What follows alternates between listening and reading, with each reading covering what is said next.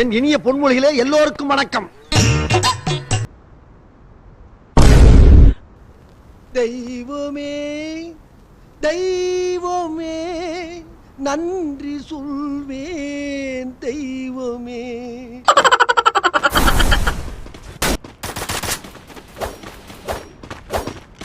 என்ன அறுவடை தூக்கிட்டு இருக்கீங்க? பெயிண்ட் அடிக்கிறத விட்டுட்டு ஆடு வெட்ட போறீங்களா? ஆடு வெட்டுறதுலடா, ஆளை வெட்டுறதுக்கு.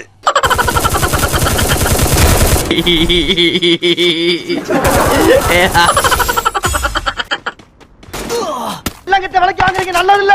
டேய் எல்லாம் மீறி போறீங்கடா. வணக்கம்லாம் மாப்பிள, தேனியில இருக்கு.